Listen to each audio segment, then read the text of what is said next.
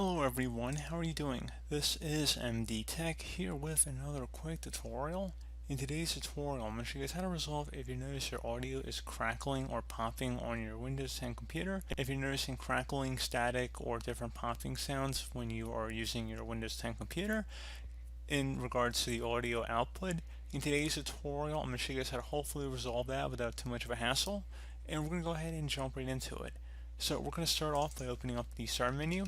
Type in Device Manager. Best result should come back with Device Manager. Go ahead and left click on that. Double click on the audio inputs and outputs. And then locate the speakers and go right click on it and select Update Driver.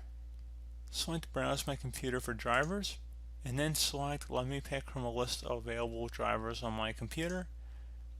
Select the one that is highest on the list. Otherwise, you can select the generic software device driver. However, I would recommend selecting the most applicable one that's most clearly defined. So generic is always a backup, but I'd recommend going with whatever is the primary one recommended here.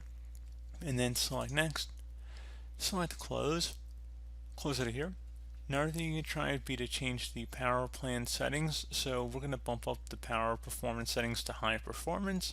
Please note that if you are using a laptop or a tablet device, this may decrease your battery life a little bit. But otherwise, we're just going to go ahead and continue with this video. If you're using a desktop, it shouldn't really affect anything to that extent. It shouldn't really affect your power consumption very much. But anyway, we're going to go ahead and open up the Start menu. Type in Control Panel.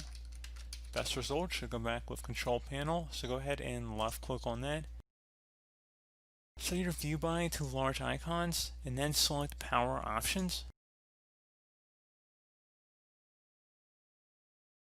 Make sure underneath Preferred Plans, select High Performance, so go ahead and just change it to High Performance, very simple. And then once you're done with that, you go ahead and just close out of here. You will need to restart your computer and then that should be about it. So, as always, thank you guys for watching this brief tutorial. Do hope I was able to help you out, and I do look forward to catching you all in the next tutorial. Goodbye.